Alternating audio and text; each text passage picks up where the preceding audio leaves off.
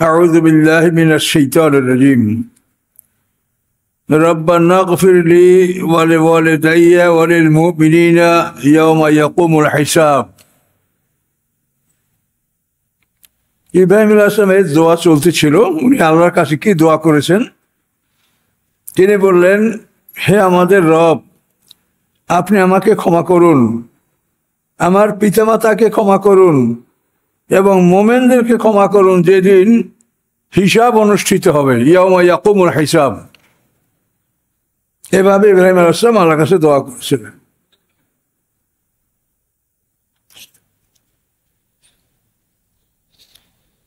ইব্রাহিম আলাইহিস সালাম আমাদের জাতির পিতা। আব যোগ রহিম ইব্রাহিম এর অর্থ দয়ালু পিতা। এটা সুরিয়ানি ভাষা। ইব্রাহিম আলাইহিস সালামের যে কিতাব বা ওনার মাতৃভাষা সুরিয়ানি ভাষা ছিল। আল্লাহ বলেন, ওয়ালা তাহসাবান্নাল্লাহা গাফিলান আম্মা ইয়ামালুজ জালিমুন। আল্লাহ বলেন যে কখনোই আপনারা মনে করবেন না যে আল্লাহ তাআলা অমনোযোগী তাদের কর্ম হতে। জালেমরা যে কর্মগুলি করছে এগুলি আল্লাহ দেখেন না, এরকম মনে করবেন না। আল্লাহ সব দেখছেন, কিন্তু শাস্তি এখনই দিচ্ছেন না। ইন্নামা ইয়াখিরুহুম লিয়াউমিন তাশখাসু ফীহিল আবসার।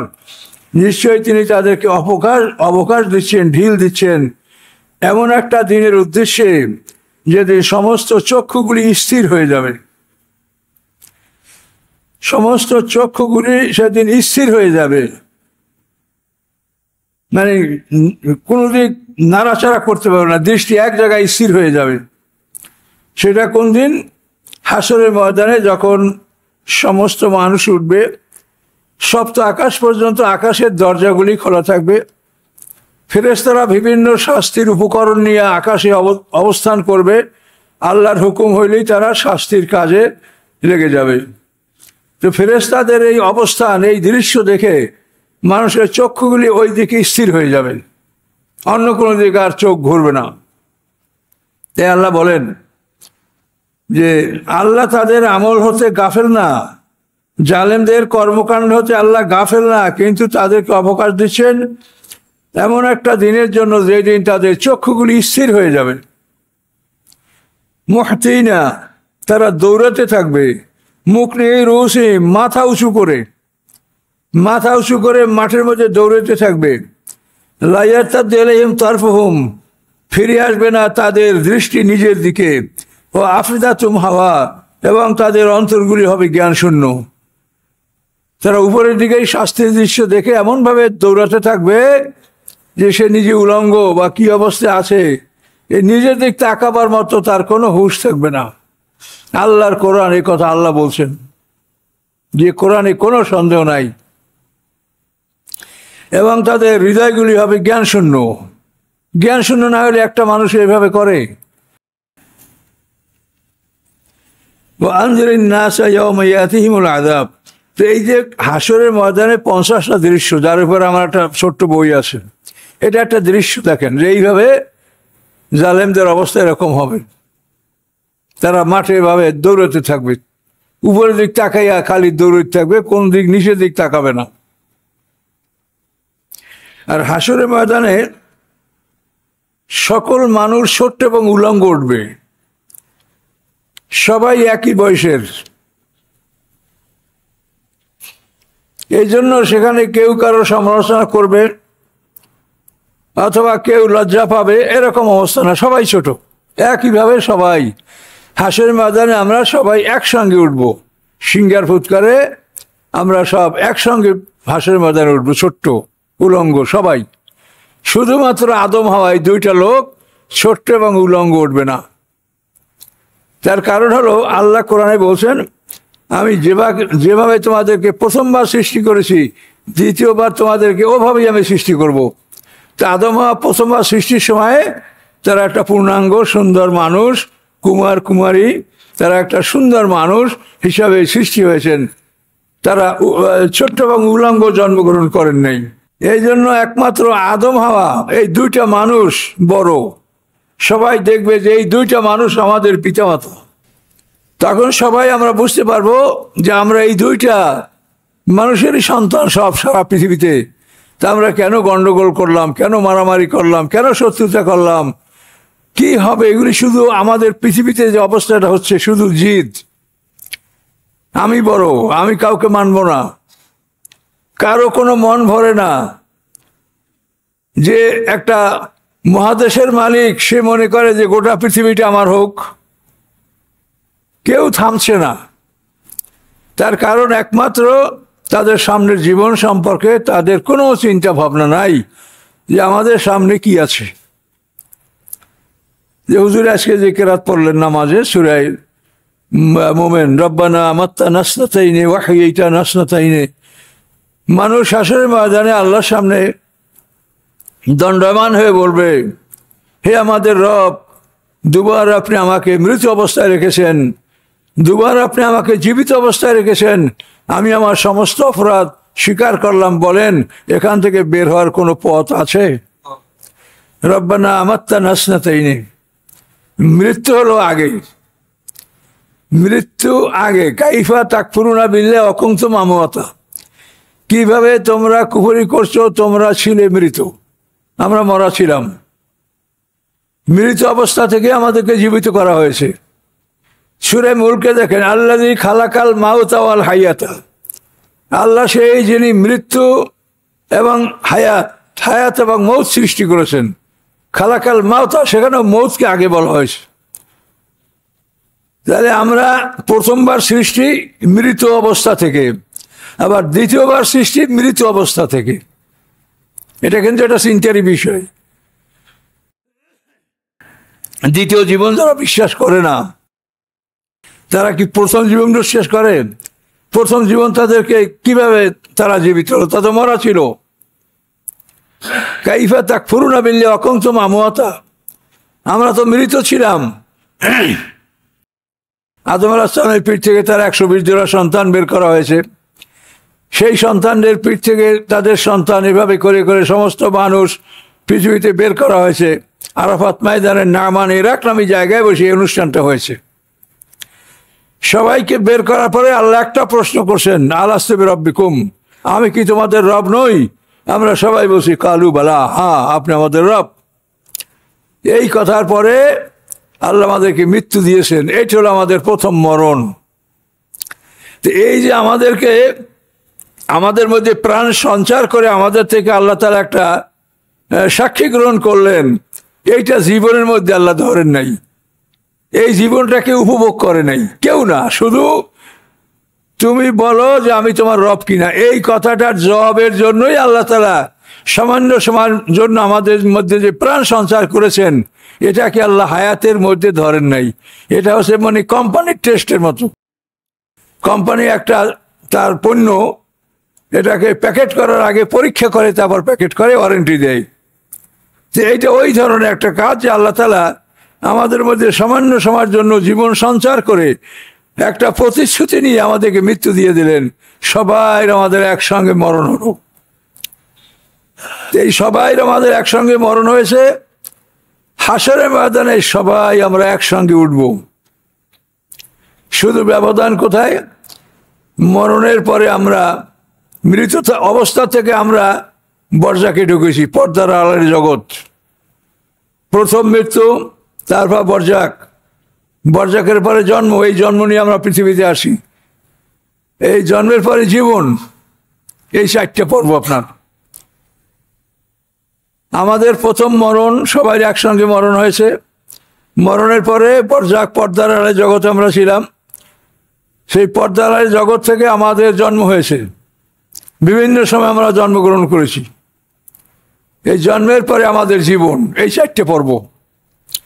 আবার এই জন্মের পরে মৃত্যু, মৃত্যুর পরে বরজাক, বরজাকের পরে আবার জন্ম, ইসরাফিলের সিংহার ফুৎকারে জন্ম, জন্মের পরে জীবন। এখানে আবার 4টা, এই 8টা পর্ব একটা মানুষের জীবনের। এখন আপনি দেখেন যে প্রথম তো আমরা মৃত অবস্থা থেকেই জীবিত হলাম, এখন মরলে আর জীবিত হব না, এটা কিরকম বোকার কথা বলেন? তাহলে তুমি কি প্রথম সৃষ্টিকে অস্বীকার করছো?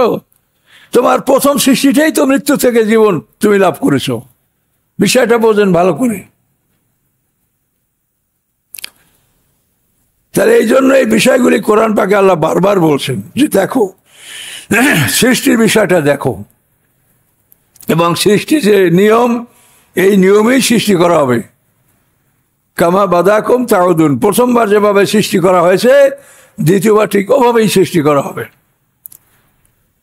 প্রথমবার সৃষ্টিতে তোমার মৃত অবস্থা থেকে আমরা পিতার পিঠে সবাই ছিলাম, এটা হলো আমাদের বরজাক। পিতার পিঠ থেকে আমরা মাতৃগর্ভে চলে গেলাম। মাতৃগর্ভে চলে যাওয়ার পরে আমাদের যে মানে পিতামাতার সম্মিলিত বীর্যটা নুতফাতে নামসাদ, যেটাকে কোরআনে বলা হয়েছে, এটা 40 দিন পরে রক্তের আকার ধারণ করেছে। দ্বিতীয় 40 দিনে এক টুকরা মাংসের আকৃতি ধারণ করেছে। তৃতীয় 40 দিনে একটা হাড্ডির অবকাঠামো, হাড়ের অবকাঠামো সৃষ্টি হয়েছে। এই 340-120 দিন পরে তার মধ্যে আল্লাহ তাআলা প্রাণ ঢুকিয়ে দিয়েছেন। কিভাবে ঢুকিয়েছেন এটা আমরা কেউ কিচ্ছু বলতে পারি না। আবার দ্বিতীয়বার জন্মের আগেও প্রথম সিঙ্গার ফুৎকারে আমাদের পদার্থের দেহটা একত্রিত হবে, তারপর তার মধ্যে খালি রুহটা ঢুকাই দেওয়া হবে। এরপর আমরা ঘুমাই থাকবো। সিঙ্গার ফুৎকারের পরে 40 বছর বিরতি থাকবে। দ্বিতীয় সিঙ্গার ফুৎকার 40 বছর চলবে। তারপরে ওই সিঙ্গার ফুৎকারের সময় আমাদের নফসগুলি আমাদের দেহের মধ্যে ঢুকবে। এই মাটির মধ্যে থাকা অবস্থায় আমাদের নফস, প্রাণ, রুহু সব নিয়ে আমরা মাটির মধ্যে একটা পূর্ণাঙ্গ মানুষ, যেরকম মায়ের পেটে আমরা একটা পূর্ণাঙ্গ মানুষ ছিলাম, ওই রকম মাটির মধ্যে আমরা একটা পূর্ণাঙ্গ মানুষ হব। তারপরে এক পশলা বৃষ্টি হবে, আমরা মাটির থেকে ফুটে ফুটে বের হব।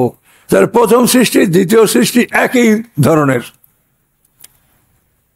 কাজে এই সৃষ্টি নিয়মের বাইরে মানুষকে কেউ সৃষ্টি করতে পারে না। হ্যাঁ, তবে কতগুলো জিনিস আছে মোজেজা, সেটা নিয়মের বাইরে। যেমন ঈসা আলাইহিস সালাম কুম্ভেজিল্লা বলে মানুষ জীবিত হইতো, এগুলা সাধারণ নিয়ম না, এটা অসাধারণ জিনিস, মোজেজা বলা এটাকে।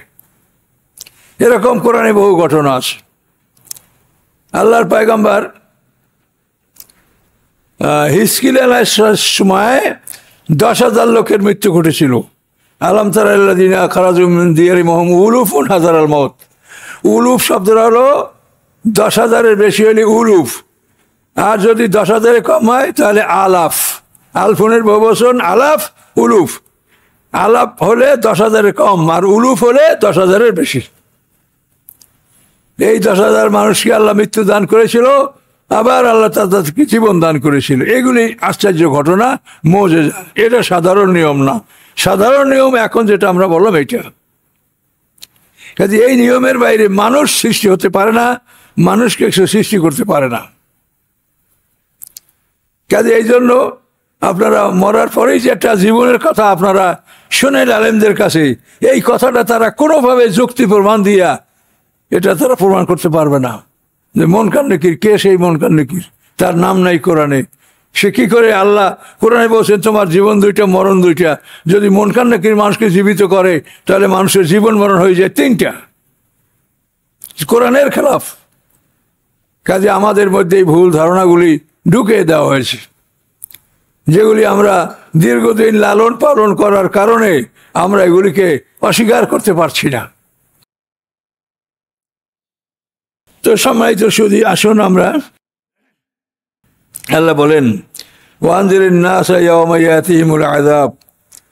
হে নবী, হে রাসূল, মানুষদেরকে আপনি ভয় দেখান এমন একটা দিন, হ্যাঁ, ইয়াওমা ইয়াতিহিমুল আযাব, যেদিন তাদের উপরে শাস্তি আসবে, বিচারের দিন। ফায়াকুলুল্লাযিনা যালামু, সেদিন অত্যাচারীরা বলবে রব্বানা, হে আমাদের রব, আখরিজনা ইলা আজালিন করিব, আখিরনা ইলা আজালিন করিব, আমাদেরকে সামান্য সময় অবকাশ দেন। নুজিব দাওয়াতাকা, আপনার দাওয়াতে আমরা সাড়া দিব। নাত্তাবির রুসুলা, রাসূলগণকে মানব। এরকম মানুষ আল্লাহর কাছে অবকাশ চাবে। তখন আল্লাহ তাদের কি জবাব দেবেন? আওয়ালাম তাকুনু আকসামতুম, পৃথিবীতে তোমরা কি এইভাবে শপথ করতেছিলে না মেন কবল, ইতিপূর্বে, যে মালাকুম মিন জাওয়াল, তোমাদের ধ্বংস নাই, পতন নাই, তোমরা ধ্বংস হবে না। এরকম তোমরা পৃথিবীতে বলতেছিলে, আর এখন তোমরা আমার কাছে একটু সময় চাও। কাজে এখন আমি কাউকে সময় দিব না। এভাবে সময় দিলে একটা মানুষও দোজখে যাইতো না, সবই বেহেশতে যাইত। কিন্তু আল্লাহর প্রতিশ্রুতি জান্নাত জাহান্নাম উভয়টাই তিনি ভরবেন। এই জন্য মৃত্যুর সময় ঈমান আনলে এই ঈমান কবুল হবে না। ওয়াসাকান্তুম বিমাসাকিনিল্লাযিনা যালামু, আল্লাহ বলেন এই জালেমদের বাসগৃহে তোমরা বসবাস করছো। ওয়াতাবায়্যানা লাকুম, এবং তোমাদের কাছে স্পষ্ট হয়ে গেছে কাইফা ফাআলনা বিহিম, আমি কি আচরণ তাদের সাথে করেছি। ওয়াদরাবনা লাকুমুল আমসাল, এবং তোমাদের জন্য আমি দৃষ্টান্তগুলি বর্ণনা করেছি। সব কথা আল্লাহ স্পষ্ট বলে দিচ্ছেন। অকাদ মাকারু, আল্লাহ বলেন এই লোকগুলি, এই কাফেররা ষড়যন্ত্র করেছে। মাকরুম ইনদাল্লাহ, তাদের সমস্ত ষড়যন্ত্র আল্লাহর কাছে জমা আছে। ইনদাল্লাহ মাকরুম, তাদের সমস্ত ষড়যন্ত্রগুলি আল্লাহর কাছে জমা আছে। ওয়াইন কানা মাকরুম লিতাযিউলা মিনহুল জিবাল, তাদের ষড়যন্ত্রগুলি এত বড় ষড়যন্ত্র ছিল, মনে হয় যেন এই ষড়যন্ত্রের কারণে পাহাড় হটে যাবে।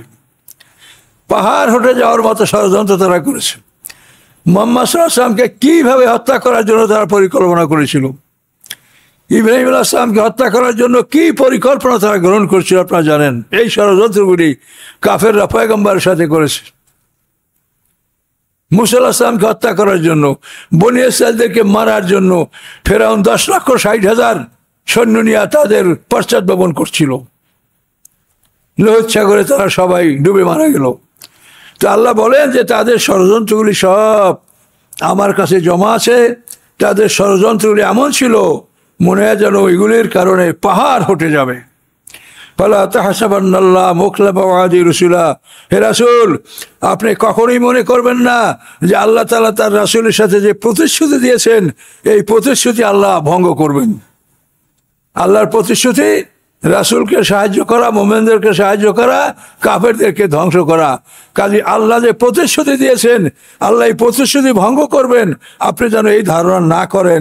ইন্নাল্লাহ আজিজুন যু ইন্তিকাম, নিশ্চয়ই আল্লাহ তাআলা অপ্রতিরোধ্য ক্ষমতার মালিক এবং তিনি প্রতিশোধ গ্রহণকারী। কাজে হে রাসূল আপনাদের সাথে আল্লাহর প্রতিজ্ঞা প্রতিশ্রুতি আল্লাহ ভঙ্গ করবেন না। ইয়াওমা তুবাদদালু আরদু গায়রাল আরদ, সেদিন এই পৃথিবী পাল্টানো হবে অন্য পৃথিবীর মাধ্যমে। এই পৃথিবীটা পাল্টানো হবে অন্য পৃথিবীর মাধ্যমে। ওয়াস-সামাওয়াত, আকাশগুলিও পাল্টাতে হবে। ওয়া বারাজু লিল্লাহিল ওয়াহিদিল কাহার, এবং সবাই তারা বেরিয়ে আসবে আল্লাহর উদ্দেশ্যে যিনি এক এবং পরাক্রমশালী। আল্লাহ বিচারের মাঠে আসবেন, আল্লাহ বিচারের মাঠে আসবেন, তখন তার আরশ বহন করবে 8 জন ফেরেশতা। এটা কোরআনে বলা আছে। ওয়া ইয়াহমিলু আরশা রাব্বিকা ফাওকাহুম ইয়াওমাইযিন সামানিয়া, সামানিয়া মানে 8। আল্লাহ যেদিন বিচারের মাঠে আসবেন 8 জন ফেরেশতা তার সিংহাসন ভর করে নিয়ে আসবে। তাফসিরে বলা আছে তার এক একজন ফেরেশতা বর্তমান পৃথিবীর 2টা পৃথিবীর সমান। তাহলে এখন বোঝেন যে সেই 8 জন ফেরেশতার জন্যই এই পৃথিবীর মতো 16টা পৃথিবীর জায়গা লাগবে। কথা বলতে পারছেন? ফেরেশতাদের এই বিবরণ আল্লাহ দিয়েছেন। কেন দিয়েছেন? যে আবু জাহেল এবং তার সঙ্গী সাথীরা যখন শুনতে পাইল যে আলাইহা তেসাআতা আশার, দোজখের ফেরেশতা 19 জন, তখন আবু জাহেল তার লোকদেরকে ডেকে বলে, এই বেটা তোরা মর। বলে কেন? এই শোনো না মুহাম্মদ সাল্লাল্লাহু আলাইহি ওয়াসাল্লাম কি বলছে, দোজখের ফেরেশতা 19 জন, তা তোরা কি লোকজন কম? সবাই মিলে 19 জন ফেরেশতা বাইন্ধে ফেলাবো, আমরা বাইন্ধে ফেলাইয়া তারপর আমরা মুসলমানকে দোজখে ঢুকাই দেবো, আমরা ভেস্তে যাব। কত সুন্দর বুদ্ধি দেখেন। আল্লাহ বলছেন যে ফেরেশতা বানবি, রশি জোগাড় করছো, যে একজন ফেরেশতা 2টা পৃথিবীর সমান। তো পৃথিবী পাল্টাইলে তো আকাশও পাল্টান লাগবে। ঘর যদি বড় করে তো ছাদ বড় করা লাগবে না? তো সেই জন্য আল্লাহ বলছেন সেদিন পৃথিবী পাল্টানো হবে, আকাশগুলিও পাল্টানো হবে। তাহলে তো বড় পৃথিবী এই ছোট ছাদে এর মধ্যে ধরবে না। এবং সবাই আল্লাহর উদ্দেশ্যে বের হবে, বিচারের সম্মুখীন হবে, সবাই মাঠে আসবে, কেউ বাকি থাকবে না। ওয়াতারাল মুজরিমিন ইয়াওমাইযিন মুকাররানিনা ফিল আসফাত, এই দৃশ্য দেখেন। হে রাসূল, আপনি অপরাধীদেরকে সেদিন দেখবেন যে তারা শিকলে বাঁধা, তাদেরকে শিকল তারা বেঁধে রাখা হয়েছে জাহান্নামের মধ্যে। কি ভয়ঙ্কর অবস্থা! সারাবিল উম্মেন কাতেরান, এবং তাদের জামাগুলি আলকাতরার, দেহের জামাগুলি আলকাতরার এবং শিকল দ্বারা তাদেরকে বেঁধে রাখা হয়েছে। তাকশা উজুহাহুমুন নার, আগুন তাদের মুখমণ্ডল ঢেকে ফেলছে। হাতগুলো বাঁধা থাকবে, হাত যদি বাঁধা না থাকতো তো হাত দ্বারা আগুন ঠেকাবার চেষ্টা করত। মানুষের যত বিপদ আসুক মানুষ হাত দ্বারা ঠেকাতে চেষ্টা করে, কিন্তু এদের হাত বাঁধা থাকবে, শিকল দ্বারা এদেরকে বেঁধে রাখা হবে, হাত গলার সাথে বাঁধা থাকবে, আগুন তাদের চেহারাগুলিকে ঢেকে ফেলবে। তাকশা উজুহাহুমুন নার, আল্লাহ বলেন লিয়াজিয়াল্লাহু কুল্লু নাফসিন মা কাসাবাত, আল্লাহ তাআলা প্রত্যেকটা মানুষের তার উপার্জনের শাস্তি আল্লাহ দিবেন। ইন্নাল্লাহ সারিউল হিসাব, নিশ্চয়ই আল্লাহ তাআলা দ্রুত হিসাব গ্রহণ করবেন। পৃথিবীতে জালেমদের অবস্থা যেটা আপনারা দেখেন, এই জালেমদের জন্য এই শাস্তি এটা বিশ্বাসযোগ্য যে ওই জালেমদের জন্য এরকম শাস্তি হওয়া উচিত এবং আল্লাহ দিবেন। এই গরম মৌসুমে আমরা কেউ একটা মোটা কাপড়ের জামা পরি নেই, আর জাহান্নামীদের জামা হবে আলকাতরার, এবং এই আলকাতরার জামা পরে আগুনের মধ্যে রাখা হবে, শিকলে আবদ্ধ থাকবে, হাতগুলা গলার সাথে বাঁধা থাকবে। কি ভয়ঙ্কর কথা দেখেন! কিন্তু পরিতাপের বিষয় দেখেন, এই যে দুনিয়া অবস্থা, এই মসজিদে কত লোক ছিল, কয়টা লোক আপনারা কোরআন শোনার জন্য বসেছেন? এইটাই অবস্থা। আসলে কোরআনে আল্লাহ যা বলেছেন এই কথাগুলি শতকরা একটা মানুষও শোনে না, শতকরা একজনও এই কথাগুলো শোনে না। কিভাবে তারা হিদায়াত পাবে, কিভাবে তাদের অন্তরে ভয় আসবে, কিভাবে তারা পাপ থেকে ফিরে থাকবে বলেন, আল্লাহর কথা যদি না শুনে? আল্লাহ বলেন হাযা বালাগুল লিন্নাস, এটা হলো প্রচার মানুষের জন্য। এর আসলে এটা প্রচার, আপনি প্রচার করে দেন। ওয়ালিউনজিরু বিহি, এবং এই কোরআন দ্বারা মানুষকে ভয় দেখানো হবে। ওয়ালিয়ালামু, এবং তারা জেনে নেবে আন্নামা হুয়া ইলাহুম ওয়াহিদ, নিশ্চয়ই তোমাদের ইলাহ এক ইলাহ, তোমাদের আল্লাহ এক আল্লাহ, তোমাদের মাবুদ এক মাবুদ। ওয়ালিয়াযাক্কারা উলুল আলবাব, এবং জ্ঞানীরাই উপদেশ গ্রহণ করবে। জ্ঞানীরা ছাড়া কেউ উপদেশ গ্রহণ করবে না, ভাগ্যবানরা ছাড়া কেউ উপদেশ গ্রহণ করবে না। কাজে কোরআনের এই মহাবিপদের কথা, এগুলি যদি একটা মানুষ বিশ্বাস করে, আর বিশ্বাস না থাকলে তো ইমানই নাই। ইমান মানেই তো বিশ্বাস, বিশ্বাস তো আপনাকে করতেই হবে। তো আল্লাহ তাআলা এভাবে আমাদেরকে সতর্ক করেছেন। সূরাটা শেষ হয়ে গেছে, তো লেখা আমার কোরআনের তর্জমা আছে, তাফসীর আছে। এই তর্জমাটা আপনারা নেন এবং এগুলো পড়েন, পড়তে লাগলে আপনারা পড়তে ইচ্ছা করবে, কিন্তু আপনি প্রথম আপনি ধরতে চাবেন না, কিন্তু ধরলে কিন্তু আপনার মন চাবে জানিলে পড়ি। কাজে এই জন্য মনের সাথে সংগ্রাম করে আমাদের লেখা বই পুস্তক পড়েন, ইনশাল্লাহ পরকালের রাস্তা আপনার জন্য সহজ হবে, আমল সহজ হবে, ইমান বাড়বে। ইমান বাড়লে আমল সহজ হয়, আর ইমান যদি না বাড়ে তা আমল কষ্ট।